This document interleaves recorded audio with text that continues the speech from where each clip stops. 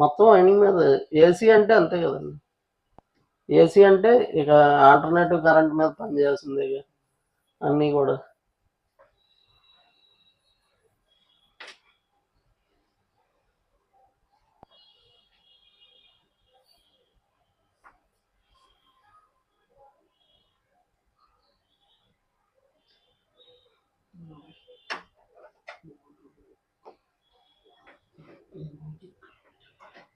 మనకి ఇక్కడ చూడండి, దీంట్లో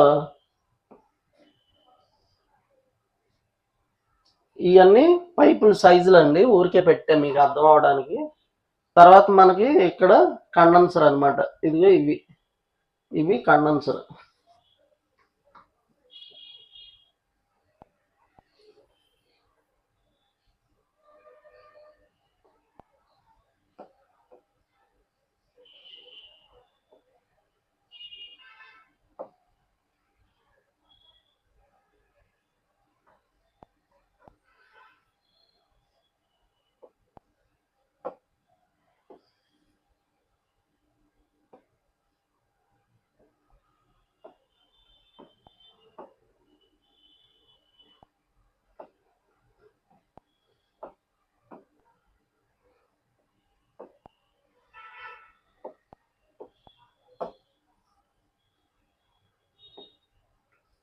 మనకు ఇప్పుడు ఈ మొత్తం కండెన్సర్స్ అండి. మనకి 1 టన్ కానీ 1.5 టన్ 08 స్ప్లిట్ వేసి మొత్తం కండెన్సర్లు అనమాట. అవి అవుట్డోర్లో మనకు ఉంటాయి.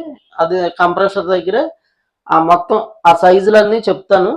మనం ఎలా తెచ్చుకోవాలి ఏంటి, ఏ సైజులు ఉంటాయి అవన్నీ తర్వాత చెప్తాను అనమాట. ఆ తర్వాత మనకి అవుట్డోర్లో ఉండే కండెన్సర్ హీట్ని మొత్తం అడ్జస్ట్ చేయడానికి మనకి condenser fan motor plus fan motor blade ఉంటాయి. ఆ ఫ్యాన్ మోటార్ బ్లేడు అవన్నీ ఏ టైప్ ఉంటాయి అన్నీ చూపిస్తా. ఫార్వర్డ్ రివర్స్లో కూడా ఉంటాయి అన్నమాట. తర్వాత మనకి ఇక కంప్రెషర్. ఈ కంప్రెషర్కి ఇగో ఈ కెపాసిటర్స్ ఇలా ఒక్కోటి ఒక్కో సైజు. కంప్రెషర్ కెపాసిటీని బట్టి మనకి ఆ కెపాసిటర్ అనేది వాడడం జరుగుద్ది. అవన్నీ కూడా ఎన్ని టన్నులకి ఏ కెపాసిటర్ వేయాలి, ఎంత వాటేజీ, ఎంత యామ్స్ అన్నీ మీకు అదంతా టేబుల్ అయితే ఇస్తాను. తర్వాత మనకి ఇక ఇదిగోండి, ఇది మోటార్ అంటే అవుట్డోర్ ఈ టైపే. ఇలా మనకి ఫ్యాన్ అవుట్డోర్ ఫ్యాన్ మోటార్లు అనేవి ఉంటాయి అన్నమాట, కండెన్సర్ ఫ్యాన్ మోటార్లు. ఈ కంప్రెషర్లు ఇలా ఉన్నాయన్నీ రోటరీ టైప్ కంప్రెషర్లు అండి. దాదాపు మనకి పిస్టన్ టైప్ ఉండవు, రోటరీ టైపే అన్నీ కూడా. మనకి కంప్లీట్ డొమెస్టిక్గా అన్ని రోటరీ టైప్ కంప్రెషర్లే. ఇక మీకు చెప్పే కదండి హెర్మాటిక్ కంప్రెషర్లు, స్క్రూ టైపు, స్క్రోల్ టైపు.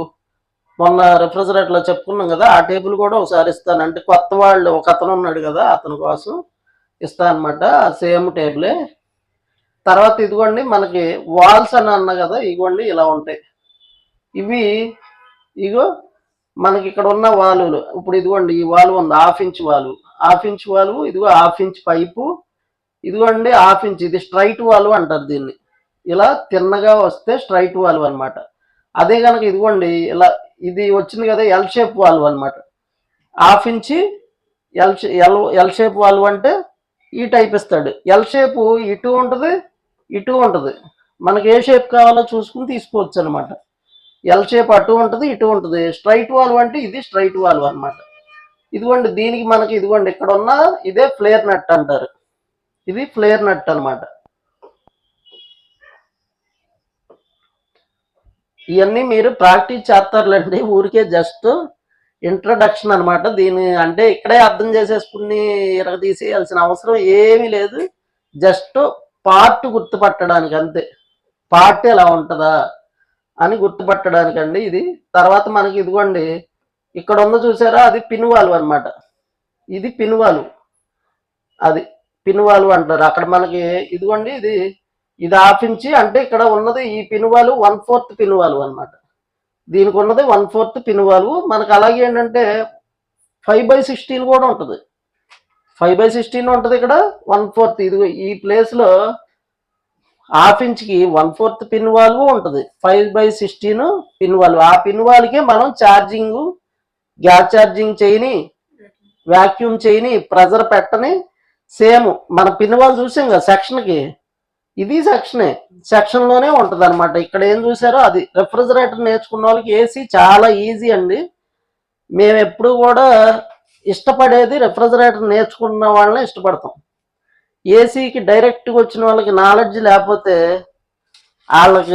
వాళ్ళకి అక్కడ టైం తినేస్తారు అనమాట. టైం ఒత్తినే తినేస్తారు. కొంతమంది బ్రేజింగ్లు కూడా రావు, ఇక వాళ్ళకి చాలా ఇబ్బంది పెట్టేస్తారు అనమాట.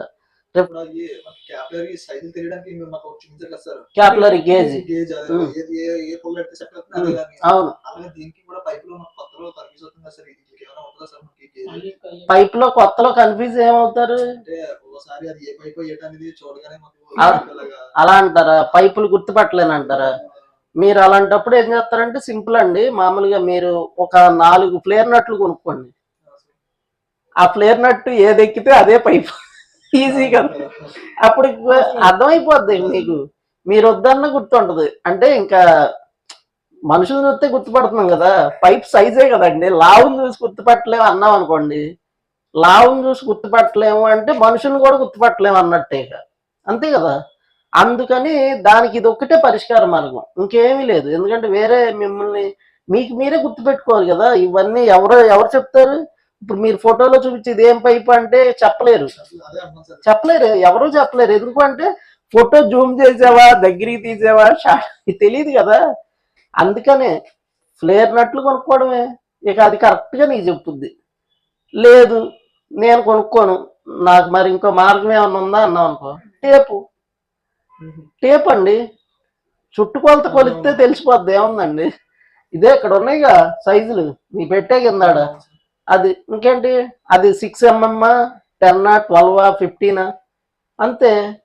దాని చుట్టుకొలతాయి కదా, దాని యొక్క హోల్ సైజే అది. 15mm, 12mm, 9mm అయ్యే సైజులు. ఇంకేముంది, ఇంకే ఈజీ అనమాట అది. ఏముంది, ఇదిగోండి, ఇగో ఇది 1/4 వాల్వ్, ఇది 1/4 వాల్వ్.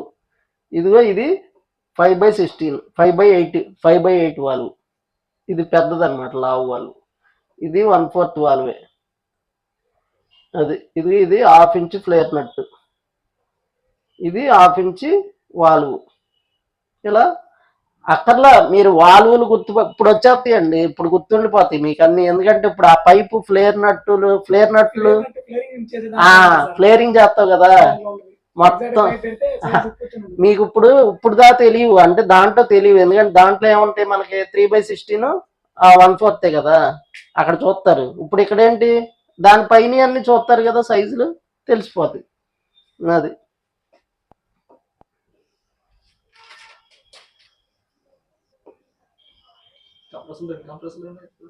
ఏదండి, ఏ కంప్రెసర్?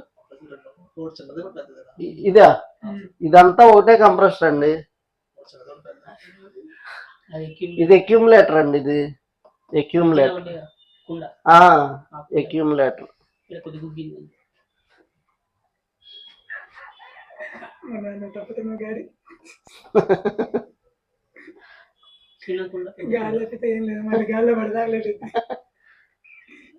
ఇంకో ఆయన వస్తాడులే ఇది తోడు.